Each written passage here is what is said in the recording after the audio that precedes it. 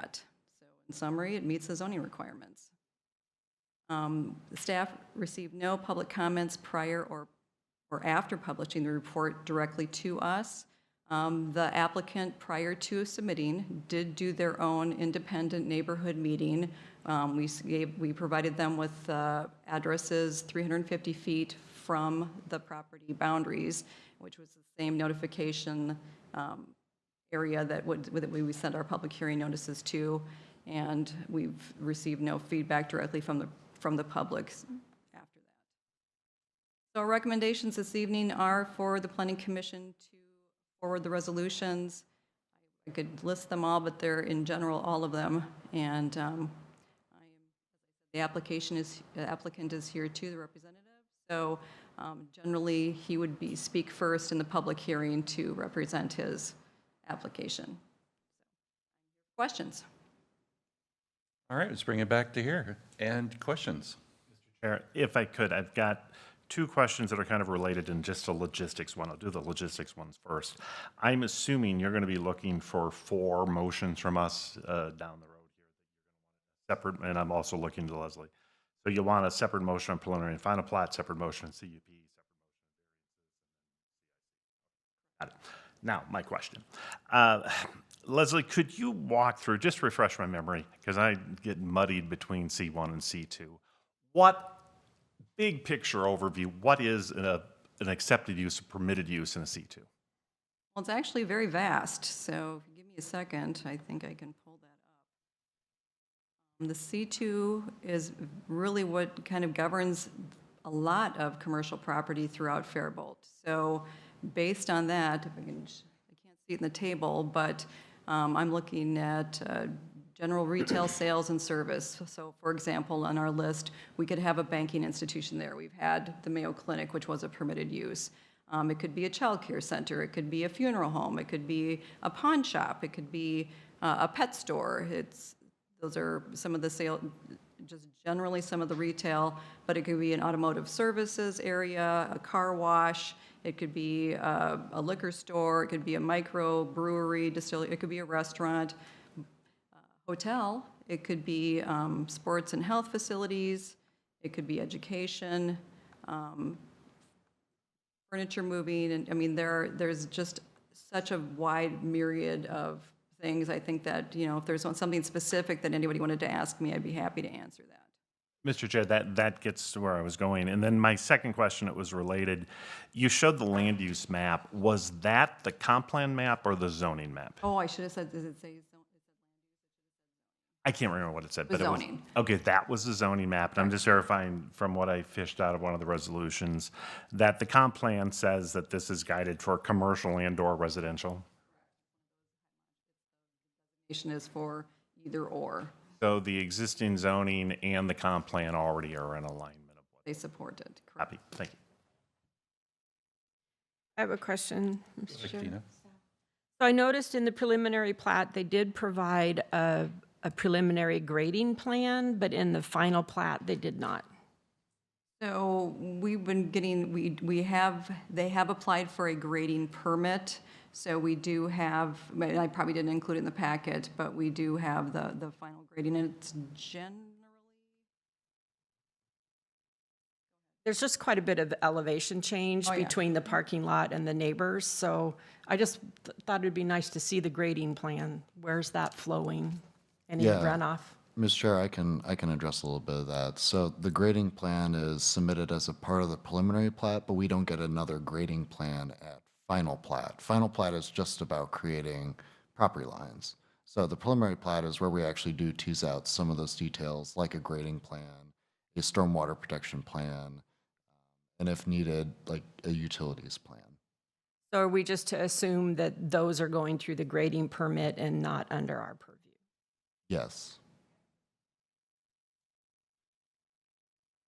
So to that respect, I mean, I think, and let me go back here too.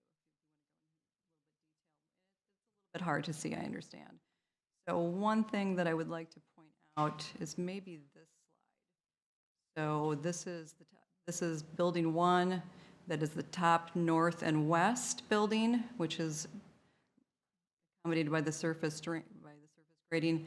but this is what I'm assuming is surface is building 2.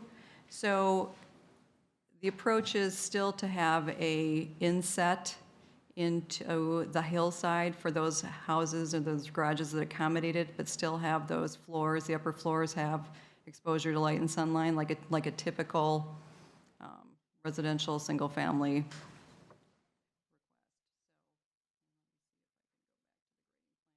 Here. So if you look at this, I think this generally is a fairly decent high-level representation. You do see that they will need to accommodate the capture of the slope in the areas to the south of the second building along that hillside on the eastern side of the lot.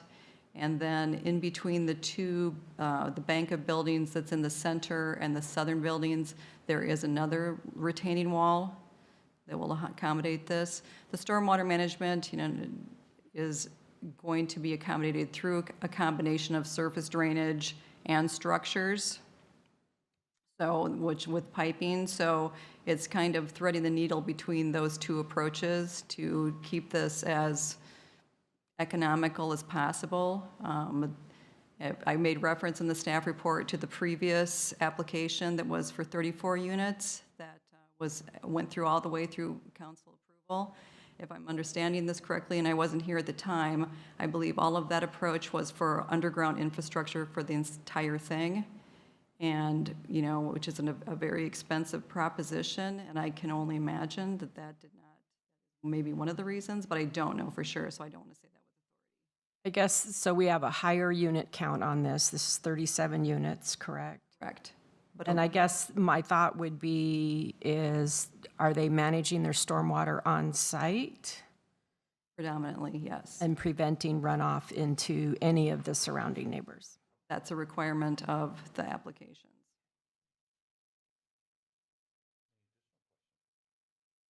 Well, I have a couple.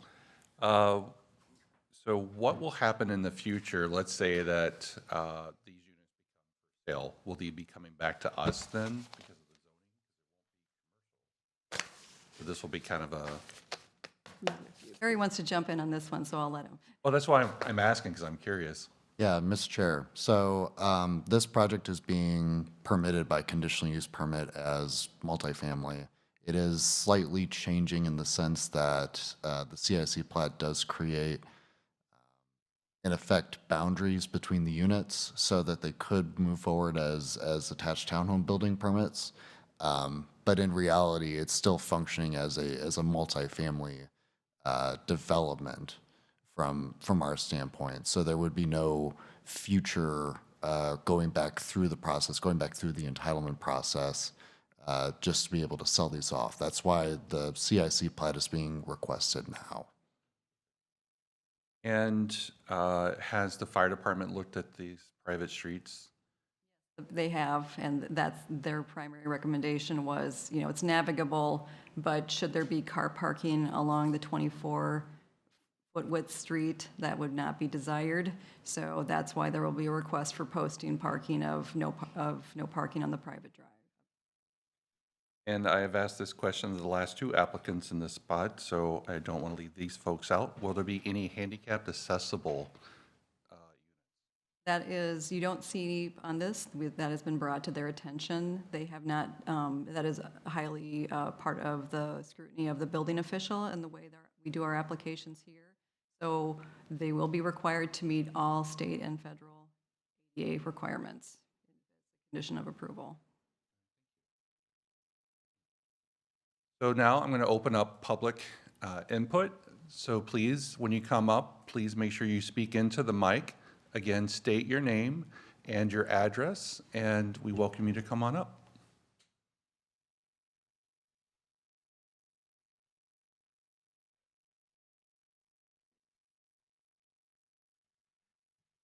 Good evening, Commissioners. My name is Dan Getchell from Faribault Partners. My address is 1215 Sunnybrook Road, Eden Prairie, Minnesota.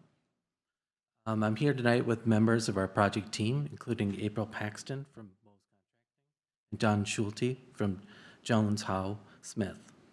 Thank you for the opportunity to present our development. It's a proposed 37-unit market rate rental townhome community on the former Mayo Clinic at 924 First Street Northeast, as mentioned.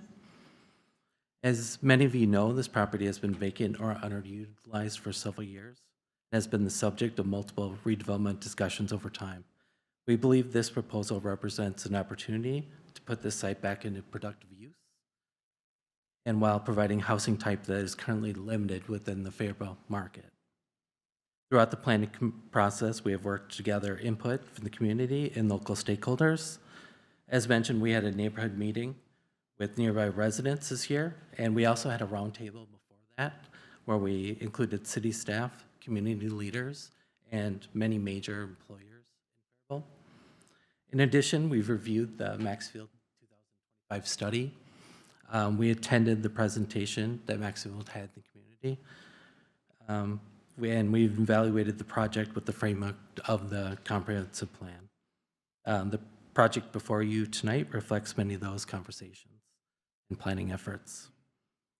In addition, our design team also worked to take advantage of the site's unique topography rather than force a one-size-fits-all development on the property.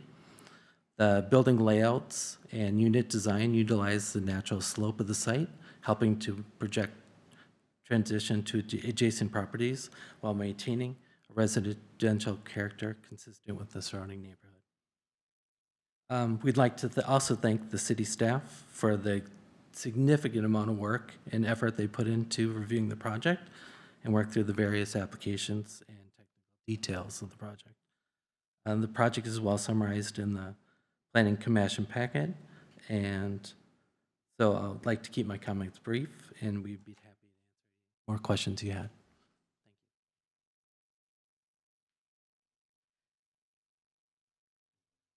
Mr. Chairman. Yeah, I just wondered, there's quite a bit of difference between having an HOA and moving into the CIC. So my question to you would be, when are you going to make the decision to utilize the CIC, the community interest, common community interest plat, and go that direction versus multifamily housing? Have you made a determination?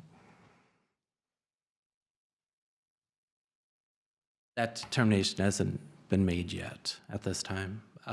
As you know, construction costs are extremely high, and we need to utilize any way possible of creating cash flow just to come up with a reasonable return for investors.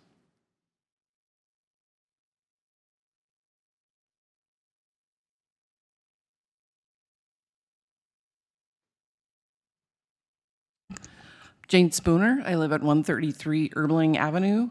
So this project really affects my corner property there. I'm really concerned about when that grading takes place, what's going to happen to, like, especially the corner piece of my property. I used to have a large pollinator garden in there, and we kind of knew eventually that may be taken out because of that. And so we actually were proactive and we did take it out. But I'm just wondering, is my yard still slopes there? That's my property, and how that's going to affect when you grade that piece of that out of there, what that's going to look, and how you're going to work with me as a homeowner to make sure we have a nice transition into your area, so I'm not left having to try and figure out how to re-landscape that and be expending a lot of money with a landscaper to help me out with that. And also, along that fence line, when you're taking out that hill, you know, you're going to have cars going in and out of there, and it's one thing to have a line of houses behind you when they're pulling into their driveways from the other street on the other side. But now you're going to have cars going in. Are you going to put any kind of fencing along the back side of my property, like on the west side of the property, and then down the south side of the property with, you know, all the traffic going in just for not so much safety's sake, but just with lights shining in? We had an incident where people were using the parking lot for a bus stop for Kenyon, and they would back into the parking stalls along the side there and shine into our kitchen in the morning. And so it's just kind of annoying. And so I'm just looking at those kinds of things that are going to affect my property. So, and I'm also concerned about the drainage, because we do get a little water when we get high, high rain amounts. And so just, that's my biggest concern right now, so.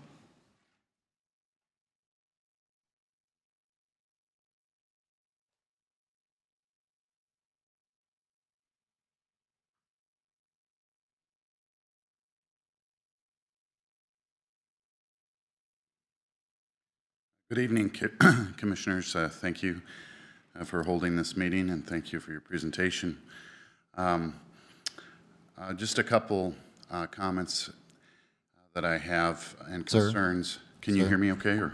Sir, could you just state your name? Yes, just for my the name's record? Bill McCoy, William McCoy, Okay. and I live on Erbling Avenue, 305 Erbling Avenue. I live there with my family. Thank you. Thank you.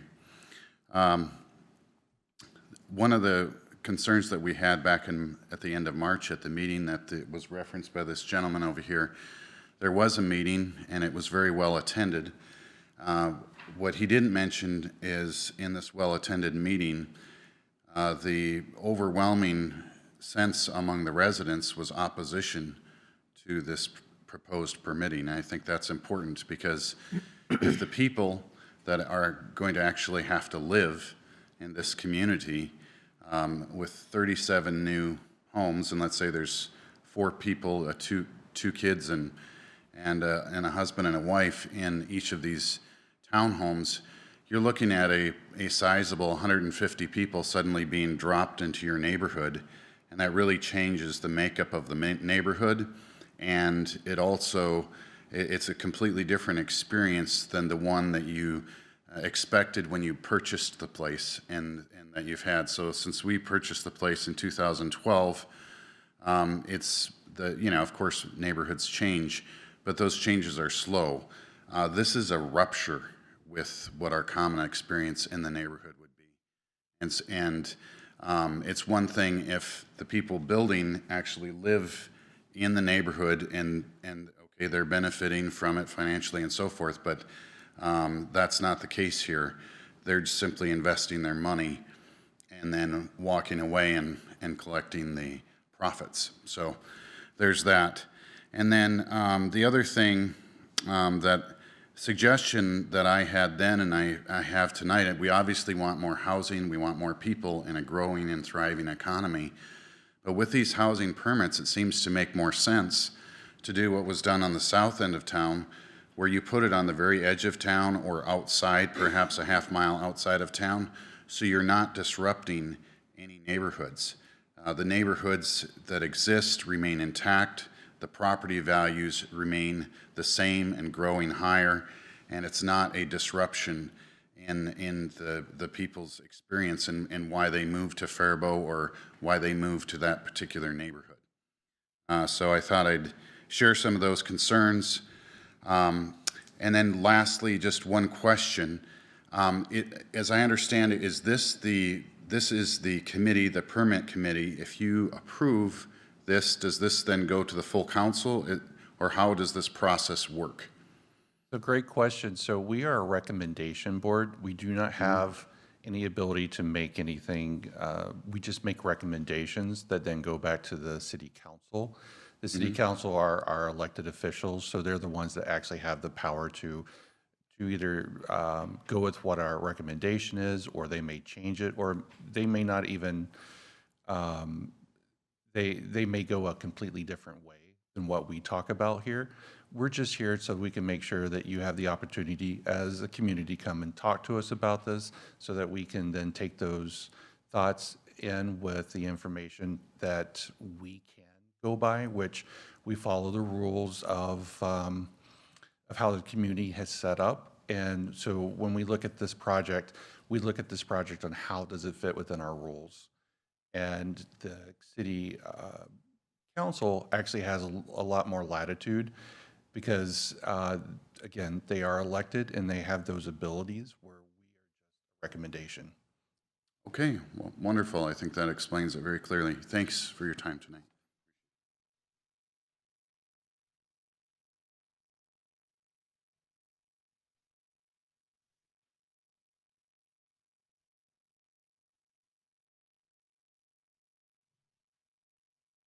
I'm Frank Pete. I live at 936 North Cedar Avenue, or 936 3rd Street Northeast. I guess my big question is the parking. I know you said there's going to be 2 parking spots for each complex or each apartment building. is there gonna be like overflow parking? I know you said there'd be a little bit of overflow parking. I guess the reason why I'm asking is that cul-de-sac I live on. If they start filling up in there, I noticed over there by Walmart, you took out that big supper club. You put all the apartment buildings in and they're parked up and down the street every day, every night. I mean, are we gonna have to be dealing with that up there in that cul-de-sac? I guess that's one of my concerns I have, is on the parking.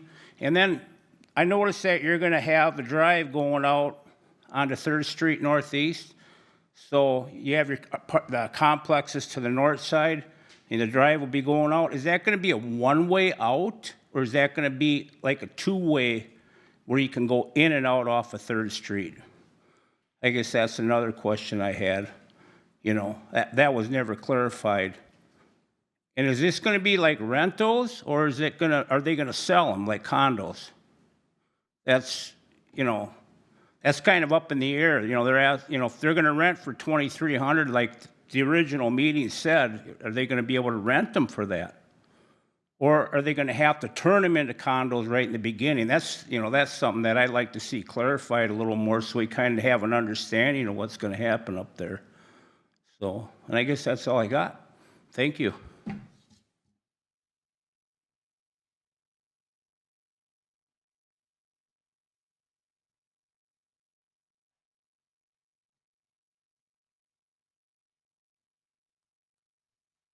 Good evening. My name is Taylor Hatfield. I live at 904 3rd Street Northeast. My house is going to be, the road that you have proposed going out to 3rd Street will directly come out into my driveway. I've grown up in that neighborhood for over 30 years now. I'm 38 years old. My grandparents lived there for decades upon decades. My current parents live there. 5 years ago, I purchased property there. And I also have my sister who purchased property in the neighborhood. So we all have grown up there, and it's been the quiet neighborhood, and that's why we chose to live there. This is completely changing the entire neighborhood, not just for our 3rd Street and our cul-de-sac, but over on Erbling and on 1st Street. I can't imagine how busy Erbling is going to become if all these get filled up. People are going to come from Highway 60 if they're coming from that out of town. But any other side, they're going to cut off St. Paul Avenue onto Erbling and make their way there. Bill was right. The last meeting we had, it was a resounding negative response to this. The neighbors don't want this. We acknowledge that it's something needs to be done, but this just seems like let's cram as much as we can in this property and make as much money as we can. And we don't agree with it. We acknowledge that it needs a change, can't just be an open parking lot. We'd love it to be a park of some sort, but we know there's finances involved. Just in our little area, there's well over a dozen kids, probably under 16. And in that area, playing outside is a big thing with all the neighbors. Kids roam all over the streets and all over playing each other's yards. So that's a huge concern we have. And then like the last guy, Frank, it's 3rd Street goes up into the cul-de-sac. And we're concerned with people parking along that road. And then, like I said, the road that's being proposed to leave onto 3rd Street, if you stand in my driveway, you're looking directly at that road. So selfishly, I do not want to see that happen because it's going to change the reason why I bought the house. So I ask all you just to please consider that. I think 37 is way too much. I think there's other ways we could go about this, where they could go about this a little bit differently. That's all I have to say. Thank you for your time.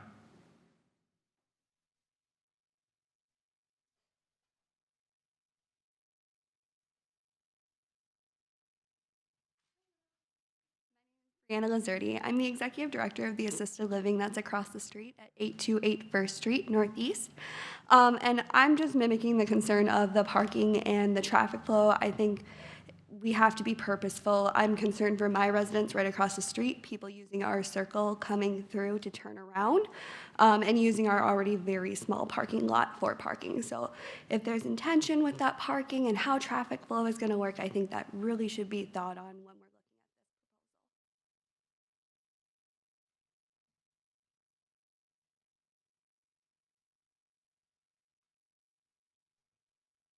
My name is Lori Patty. I am married to Frank. And I know he had asked some questions that the answers were given to earlier, but I did want to state that it's very hard to hear in here before the mics came on. So there were a lot of questions we had towards the back of the room that we could not hear the answers to. One question I have is, we were given the information that these units would be rented to begin with for a number of years, and they would start at approximately $20,000 or $2,000 and go up to $2,700. My question would be, this is Faribault.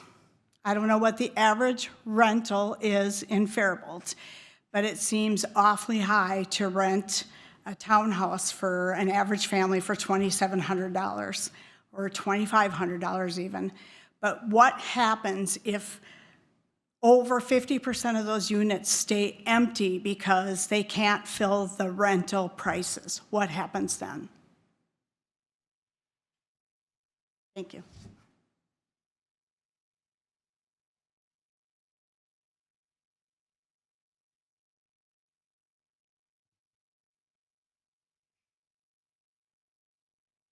Would anybody else like to come forward?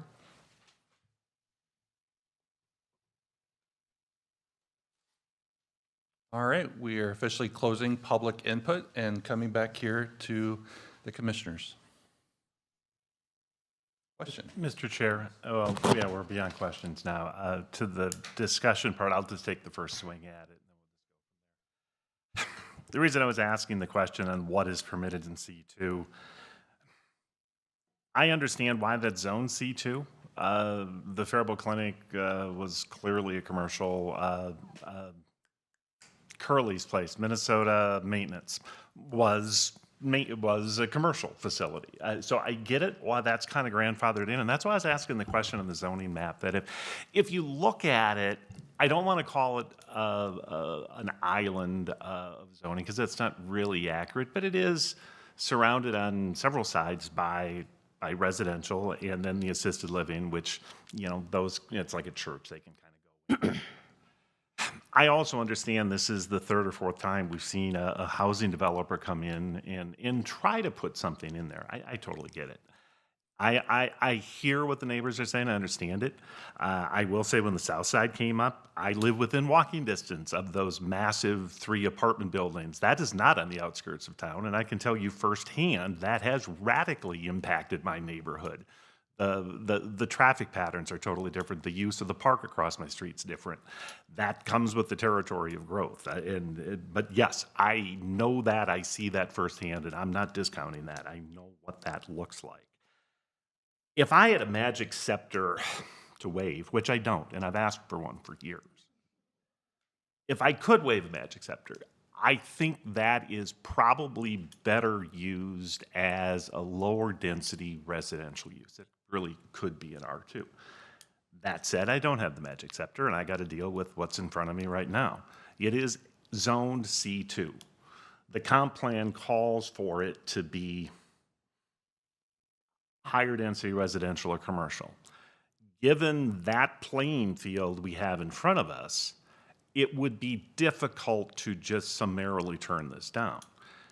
If the city council decides to do that, I kind of want to plant this seed maybe in our minutes, that if the city council does decide that they don't like this for whatever reason and want to blow it up, they've got to come forward with a rezoning plan. We just can't keep having the same discussion again. The conditional use permit, and a lot of times in tricky meetings like this, I like to stop and take the step back. Conditional use. It is a permitted use with reasonable conditions. The path that I'm going down is, it is zone C2. This is an appropriate use in C2. The conditions are appropriate. I know that cul-de-sac neighborhood well. A very dear longtime friend of mine, Roy Anderson, and his family lived at the top of that cul-de-sac. I'm sorry, what? I love that house. I've been in that house dozens of times. But I know that neighborhood. That's been a cul-de-sac my entire life. Pouring a fair amount of traffic out in that cul-de-sac is, that's asking a lot of that neighborhood. So I'm not in any position to even suggest start making any motions, but that would be one thing if this does move forward, to maybe talk about that. I'm not sure you could not have that entrance there because you'd have an awfully long dead-end street. And then the whole thing starts to unravel. But I am mentioning it that I think that entrance exit onto 3rd Street is a problem. So that's where I'm at right now, and I'm anxious to hear. Mr. Chair, do we know, is there like any traffic studies planned? Has that been talked about at all? Because I hear like traffic is a huge issue. And I know that fire trucks would probably have a really hard time if you would take off that connection. You wouldn't be able to service probably any of that stuff. I guess you just watch it burn if you can't get the fire truck in there.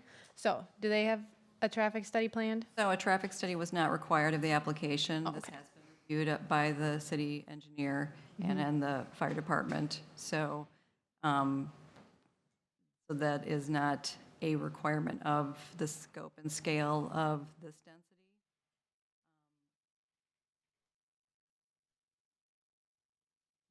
Do you want me to address any of the public comments on the factual nature of the things that I can? Okay. So it was asked how wide the road is and if it's two-way traffic. It is intended to be two-way traffic.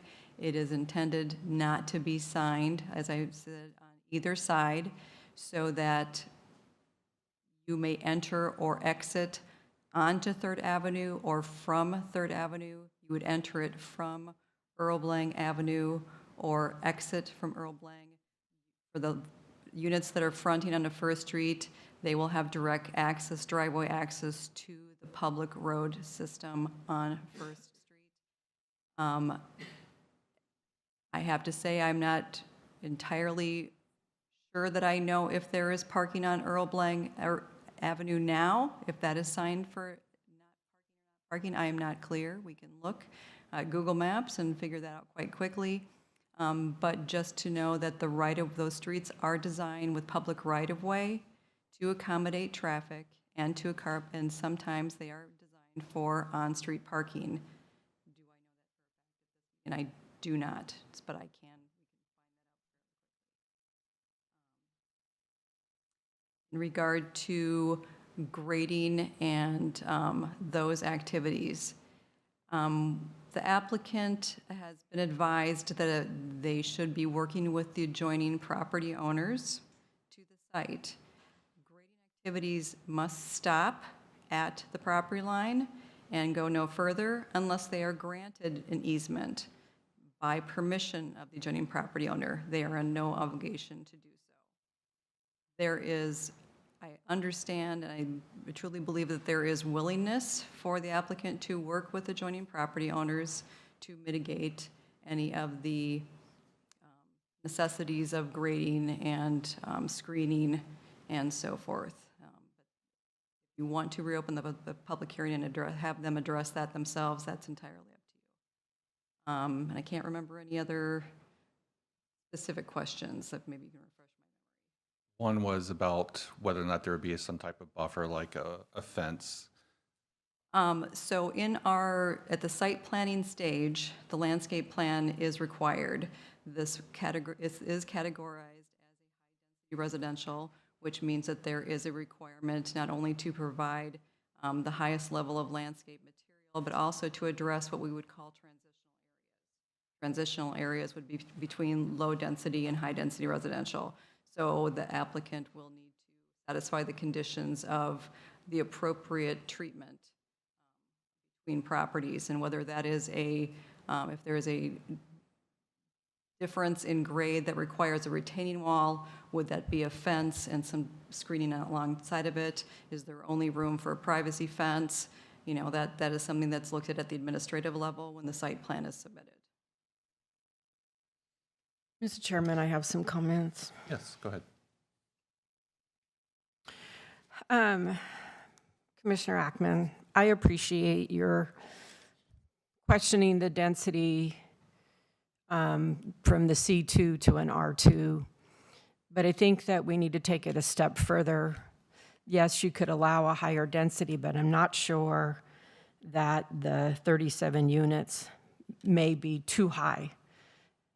When you look at traditional APA planning, statistics say that one housing unit is equal to 10 trips a day. So if you have 37 housing units, that means you have 370 trips a day on the roads. As Mr. Ackman said, it made a drastic impact in his neighborhood. I don't think there's been enough consideration to overflow parking. We all know everybody goes to visit people. If you have anybody who has a teenage driver, both parents, there's just extra cars. And I've said this before, this isn't new.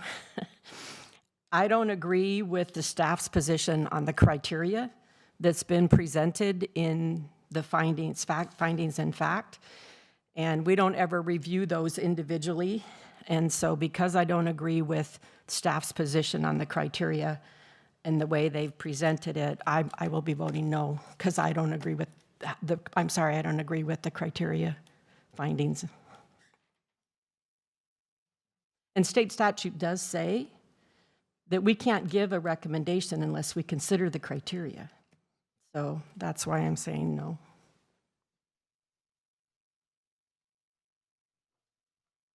Other discussion?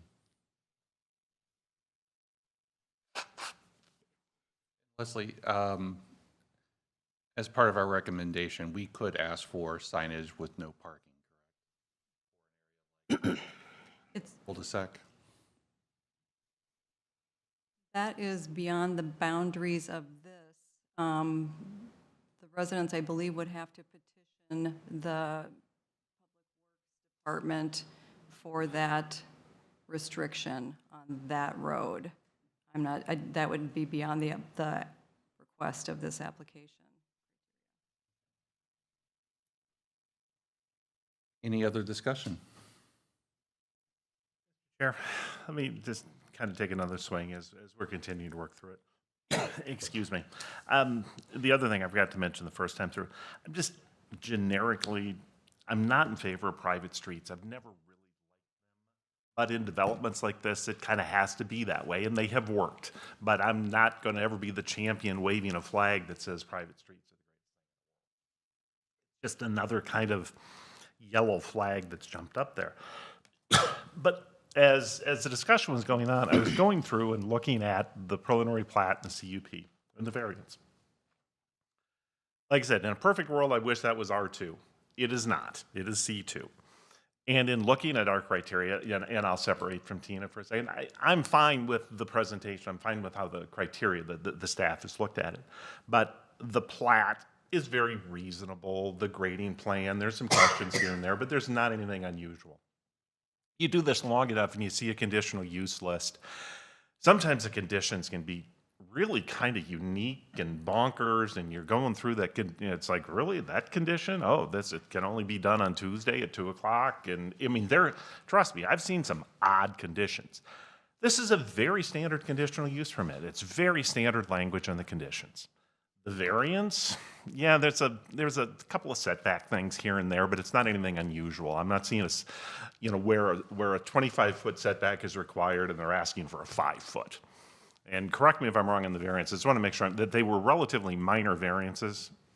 If I could just ask that question. Yeah, that's what I'm saying, but it didn't go from 25 to 5. They're asking for a 5-foot variance, not a 5-foot setback. So yeah, that's where I'm going. That if you just take the parts and look at it, it's what we do. It is permittable. Am I enthusiastic about my potential vote in favor of this? No. But it is permittable. It's our job to look at what's in front of us on the land use. That's why I know there were questions on price structure. There's a couple other things, just bear with me for a second. The definition of market rate housing, and so that's not our purview. We just don't, we look at land use, we look at zoning, we look at setbacks, we look at grading, the grading, we look at the plat. Do I think 37 is too dense? Probably. Would I be more happy with 30? Probably. But I don't get to decide that. It's within the rules that they can ask for 37. Which again, I go back to the variance. If they were asking for some sort of variance of that our zoning only allowed 25 and they're asking for 42, yeah, I'd have a problem with that. But they're not. Everything here is within acceptable range for us. Whether that's right or wrong, you know, there's going to be a discussion. But I'm feeling kind of dance into a corner where I would likely be voting in favor of the vast majority of this because it is within our rules, unless the city council tells us otherwise. And that's why I made the point. If the city council comes in and rejects this, I would hope they kick it back to us with a recommendation to rezone this to an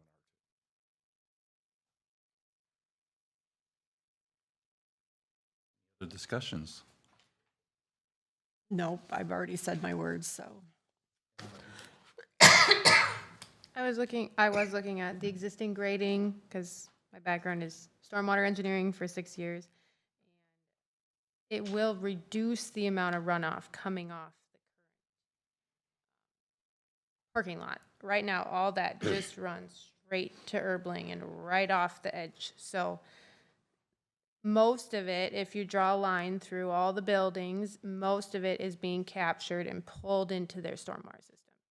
So that would be a benefit. And it is a big hill, so that's really hard to deal with on any of this gradient houses and streets. It's all really difficult. So, I mean, that would be a benefit, is that it would take just straight up sheet flow off of a paved area to no longer run across some of your properties. And yeah, we are kind of backed into a corner as far as this is permitted. And we know it impacts your communities. Thank you. And I'm just going to add, just so it's on record, we do look at safety. We do look at the situations where a neighborhood changes because of certain things that happen. And that's why we have all these stop guards in place. And it's why we have wonderful staff that is able to look at these and make sure things are appropriate. While we can't address whether or not a neighborhood is going to get louder, or obviously more people are out there or in the streets, it's again something that public safety takes care of, and that goes through different. But I just want to make sure everybody knew that we do care. It's just we have to stay within our bounds.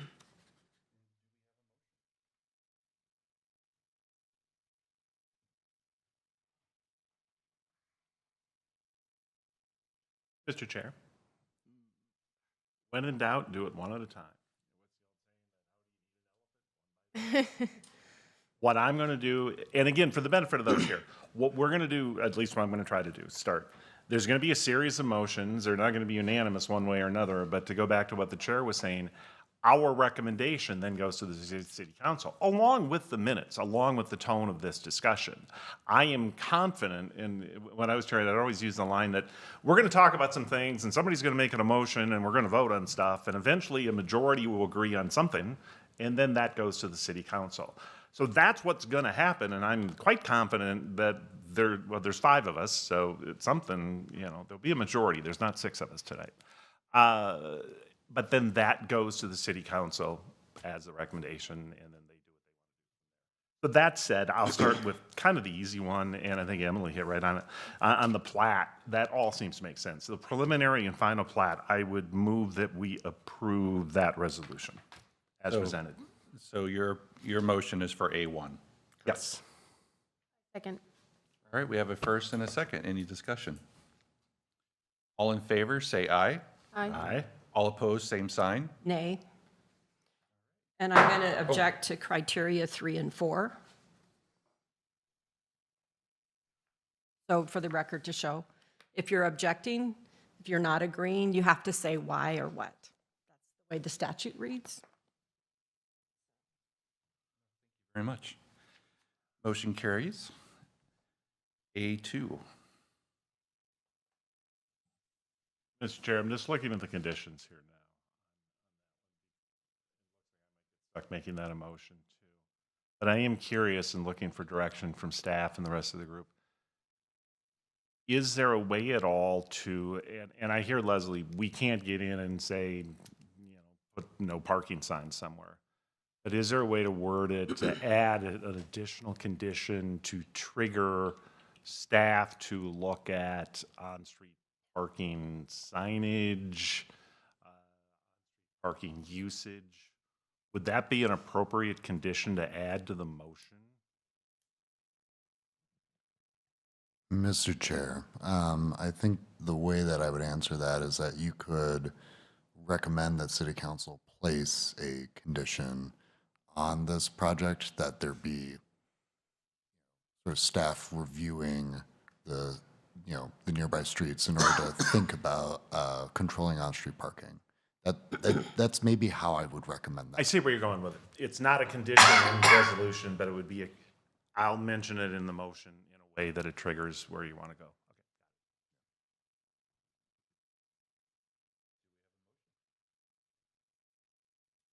Looks like I had to load that one too.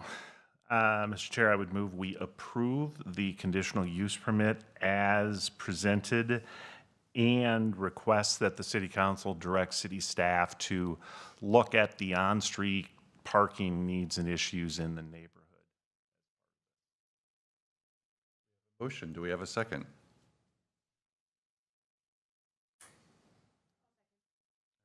First and a second, any discussion? All in favor, say aye. Aye. Aye. All opposed, same sign. Nay, and I object to staff's criteria findings on 2, 3, 5, and 8. Let the record show. Mr. Chair, just a question. I'm just curious. I'm not hearing your vote. Is it 3-2 or 4-1? Okay, thank you. Sorry, I should speak up. All right, A3, resolution to approve variance for Faribault townhomes.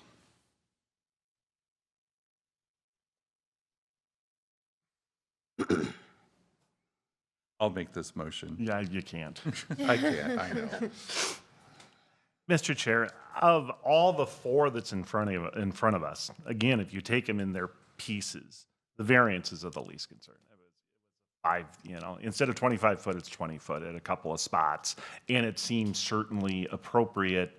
And to my mind, it met all the criteria and the variances. I'm fine with that variance. So that said, I apologize for the rambling, but I move that we approve the variance resolution as presented. Have a motion, do we have a second? I'll second. At the second, any further discussion? All those in favor say aye. Aye. All opposed, same sign. Nay. And my objection is that if I'm not in favor of the CUP, there is no need for a variance. And A4, resolution approve the CIC plat for number 104 for Faribault townhomes. Mr. Chair, humor me for a second. I'll look back at Leslie. I just don't have the experience with CICs. This is a relatively new phenomena. Give me the 30-second. What is this again, and why is it part of this package? So the common interest community plat allows there to be a designation of smaller units of dwelling within a single platted area. Recently approved the CIC plat for the Eastman building.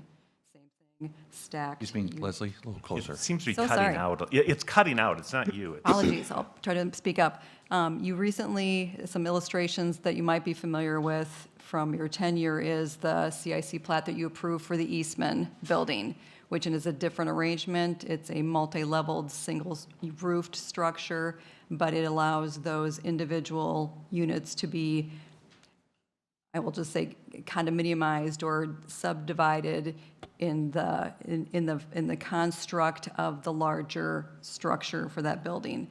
So in a subdivision, it is that theory as well, where the properties are uniquely identified. They remain under the common roof line here, but because this is part of a larger community setting, a neighborhood setting, there needs to be other bylaws and declarations and associated contracts that anybody who is going to have an ownership share in future, should that occur, would also be party to the larger parcel itself. Thank you, that's really helpful. So this is in front of us because of the common roofs. Correct. If it wasn't a common roof, this wouldn't be in front of us. Thank you. And honestly, for the flexibility. Could they have delayed this decision in the future when they had to be in the future considered? Yes. Is it to provide flexibility for the management style and to, you know, it could be, it's like I said, when we talked about this in the work session, it's a bit of choose your own adventure.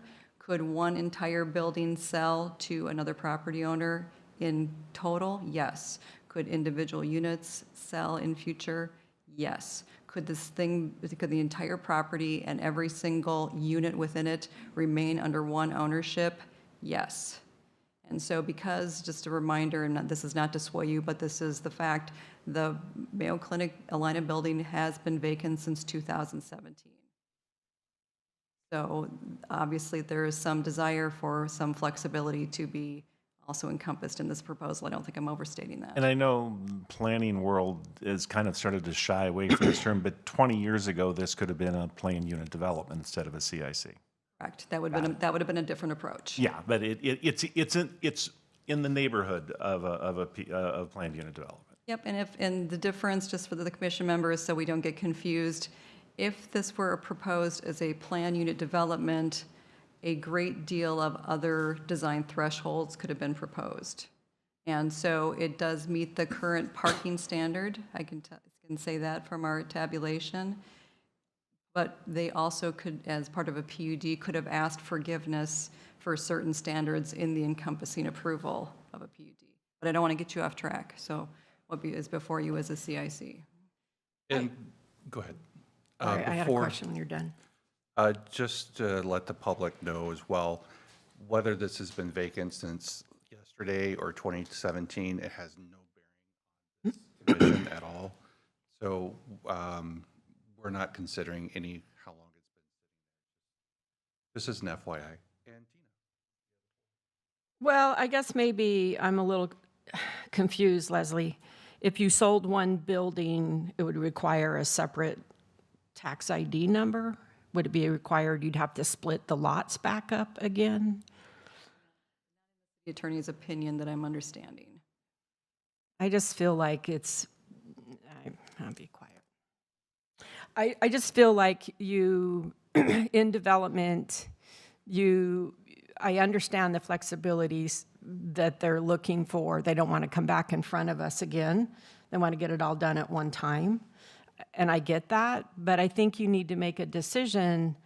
Are you going to sell units? Are you going to rent units? Are you going to know up front, I'm going to sell some, I'm going to rent some?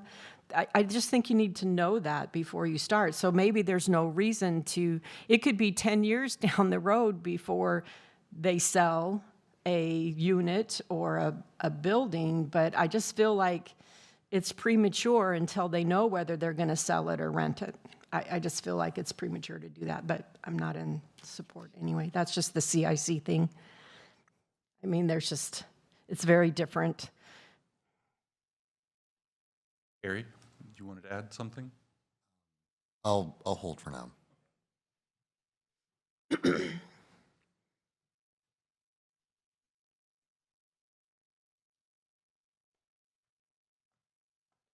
Mr. Chair, my enthusiasm is far from high on this. It's a very messy. I'll just say, I'll say it for the record. I wish this was not zone C2. If I had my way and this was not zone C2 and was zone something else, I'd be having a very different series of conversations here tonight. But I mean, it's the old saying, when all else fails, is put your head down and do your job. Our job's in front of us, and I certainly respect the folks that are voting against it, and I certainly respect the neighborhood. If I were you, I would be there agreeing with you, but this is what we signed up for. This is what we do. And that's why I wanted to be very clear what a CIC is. Before I make the motion, I'll also add, I was at a housing conference last week. This is not unique to Faribault. It is next to impossible to build single-family houses right now. No developers doing it. It's just not happening. So this isn't a unique Faribault problem. Every community throughout southern Minnesota and probably this part of the country dealing with the same thing. So that all said, Mr. Chair, I move that we approve CIC Common Interest Community Plat number 104 as presented tonight. I'll second. We have a first and a second. Any discussion? And just from my field, I am an insurance agent, and having these CICs cause complications. While I see where they come in and benefit, it also causes other complications. While I wish there was something more perfect for this bit.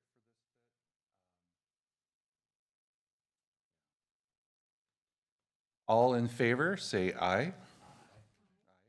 All opposed, same sign.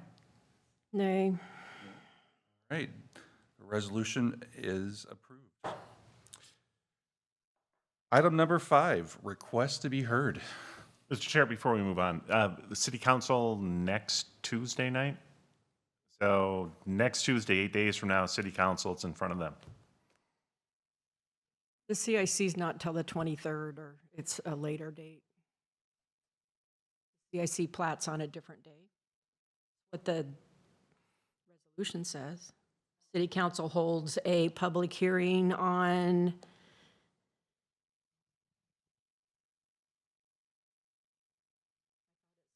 public meeting June 23rd. What it says in the CIC plat. Mr. Chair, I apologize. That was an error. We will get that fixed. Do we need to and make actually, the 23rd is next Tuesday. Just to clarify for the group. And I'm not in next week yet, sorry. all right, request to be heard. Mr. Chair, at this time, we don't have any requests to be heard. Item number 6, items for discussion. Currently, Mr. Chair, we don't have any items for discussion. Number 7, routine business. Mr. Chair, we don't have anything for routine business. Number 8, updates and reports. Yes, Mr. Chair. So I guess just a short update to what we're doing regarding potential development standards for data centers. With the recent ruling from the courts, City Council would like to kind of discuss their options with the city attorney before moving forward and figuring out exactly what the game plan is going forward. So that is why we don't have a work session tonight. Why we are not talking about the potential data center development standards. So is that anything that comes currently on? Nothing that's been talked about before? Mr. Chair, can you clarify that just a little bit? Just curious, since we're on, is this just not a moratorium, but is this just a discussion for any new applicants? Mr. Chair, there are no discussions, to my knowledge, about a moratorium or not talking about certain things like potential new applicants or anything like that. It's just a request from city administration to, hey, let's put things on hold while we figure out what the plan is going forward. I'm sorry, I thought you said city council. Well, My apologies. yes, both, really. Right. Adjournment, do we have a motion for I so move. All right, we have a first and a second. Any discussion? All in favor, say aye. Aye. All opposed, same sign. We are adjourned, and thank you so much for the community coming out tonight.